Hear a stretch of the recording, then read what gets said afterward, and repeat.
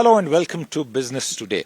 I'm Siddharth Zarabi and we are here on the last day of the World Economic Forum here at Davos, and joining me now is Milind Pimprikar, the founder and chairman of CANEUS International. It's one of the companies that has signed an MOU with the state of Maharashtra for something to bring in an absolutely new kind of investment into the state. Dr. Pimprikar, thank you very much for joining us. I want you to first tell our audience about what is this agreement with the state of Maharashtra all about? So this agreement, I would say what we signed yesterday and the significance for the World Economic Forum is we are in the process, what we announced is to create a global platform which we call as the world's first Mid-TRL, which is the technology readiness level for bringing these frontier technologies we call AI, quantum, especially for aerospace, space, energy applications. So this global platform, which is being driven by the global stakeholders from US, Canada, Europe, and all this across Asia Pacific, and of course it will be based in this location, which is Navi Mumbai, and it would serve as an anchor to accelerate innovation in the mid-TRL zone. Especially the reason why in India and Mumbai is because Mumbai is the commercial capital and there are a number of startups and ideas coming from India within this deep tech community. So how do we scale up this? So yesterday, which is January 22nd, the World Economic Forum theme was scaling up innovation. And CANEUS, my partner, is a co-chair of World Economic Forum's this theme on the space. Right. So this investment that we are proposing to create this Mid-TRL platform is approximately 450 to 500 million US dollars that we will be creating in this 250 acres of land in Mumbai. And then we will have next to the airport a commercialization hub where global communities, especially business leaders, would come in terms of how do they take this scale-up commercialization process. And we will also have some executive MBA kind of program, 10 months program where executives would get training certification on this deep technology or aerospace. This invest in quantum that you just spoke about, yes. What timeline will it be invested over, and who are your principal investors? How are you going about raising this substantial sum of money? So this platform, that mid-technology readiness level I mentioned, it will be in five parts. One is called the innovative materials, sensors, satellites. Then we have this. So all these five different sectors that we are discussing, we have about 15 so-called stakeholders, 3 on each one. So at this point, each one investment is approximately $25 million for each of those sectors.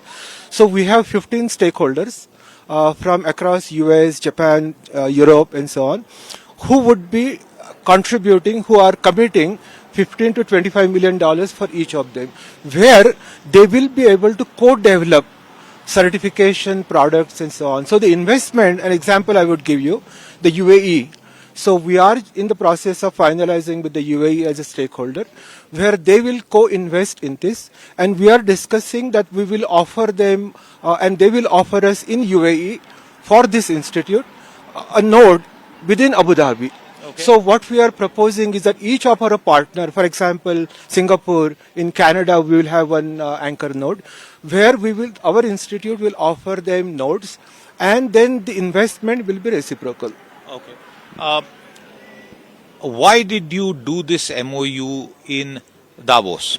The reason I ask you this question is that there is criticism that why are Indian origin or Indian companies are doing agreements with Indian states all the way in Davos. Why not do it in Mumbai, in Navi Mumbai, or anywhere else in India?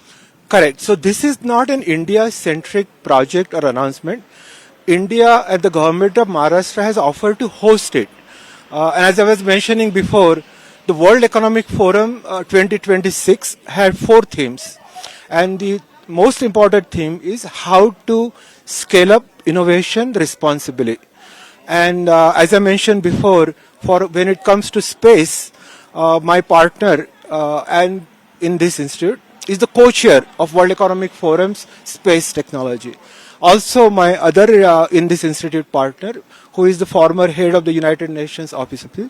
So we have been working with the World Economic Forum for some time now, how we position this institute in Mumbai as a partner as well for the global stakeholders. Okay. So this is the announcement in Mumbai about what we are doing today is very strategic for the global stakeholders to make sure that they understand and then they could reciprocate and how they could benefit from this partner in Mumbai. Absolutely, and in fact, there is a tradition in Davos of such MOUs, because other business leaders who we have put this question to say that it's very difficult to find one place in the world where there are 3,000 business leaders, there are people from the government, there are very substantial delegations from other states also.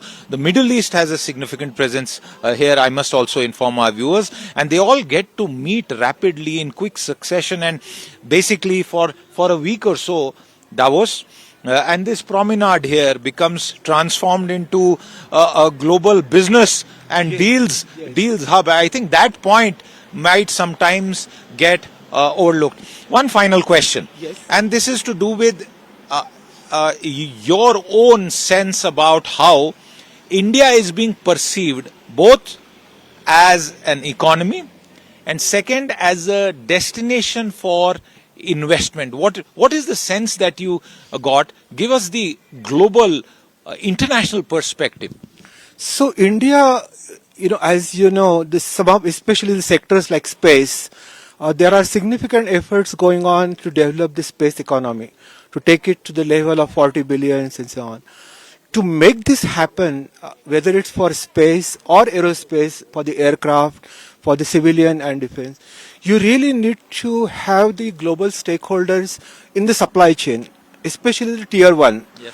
So the challenge India, especially the subcontinent of India faces, is get those tier 1 suppliers or tier 1 to provide them a platform where they could cross this mid-TRL so-called valley of death and co-develop the product systems and so on. So where India we failed from coming from outside, especially from the European or the US perspective, was that the investors needed that confidence in terms of how we can co-develop. And this co-development investment, as I mentioned before, typically need minimum $15 to $25 million for each of these areas. And this investment has to be, so the way we are articulating this investment and development structure, within the next 3 to 5 years, we will start with the first one as the fly-by wireless test bed. How confident are you that you will be able to raise this magnitude of sum and get so many parties involved? Because some people would say that, it is difficult, especially high technology. Correct. Execution of projects, commercialization is not so easy. It's not like selling commodities where you have a buyer, you get it, and you make a flat margin on that. This is the most important point. So when we created CANEUS in 2001, our main mission mandate was how to bridge this mid-TRL. And typically all the projects over the last 25 years we have done, they were always in the range of $15 to $25 million. So each of the stakeholders, so that confidence that we are bringing, which is we have proven our track only and also working relationship with the stakeholders. The second thing is also in terms of the partner countries that we are negotiating as the initial partners. As I mentioned, UAE or India or Canada or Singapore. So there is already significant commitments in place for the initial infrastructure. So we have the funds already for the initial complete infrastructure. How much of it is likely to come from your balance sheet? So we are splitting it in 3 parts. So the $150 million for the infrastructure, that's coming from our side. The land for the contribution is coming from Government of Maharashtra. And the stakeholders who will be co-developing this will be coming approximately $150 to $175 million, out of which we have 6 already confirmed. So where we are into year second, when we start into the infrastructure development, we have our first anchor, which is the fly-by wireless test bed, ready to go ahead, move forward. Okay. So the first one, we hope that we will be in operation by 28-29, the full fly-by wireless test bed, where we would be able to provide the tier 1 aircraft, spacecraft who are looking for certification of the test bed ready for operation. Okay, as we wind down this conversation, one quick question, and if you could give us a short response on that. Explain to our viewers your background. How has your journey reached this point? So, it's been a long journey. I'm an Indian origin. When I was doing my PhD on the space station monitoring system, so the biggest challenge, my partners from NASA and DARPA, so typically what happened in the Jet Propulsion Laboratory at NASA, there were 90 plus some concept we are working. Only one goes to the mission and 90 would not cross. So DARPA and NASA, they had this issue of how we can work together. So I co-chaired this Canada, Europe and US, Japan symposium on this micro and nanotechnology for aerospace application. How do we transition this?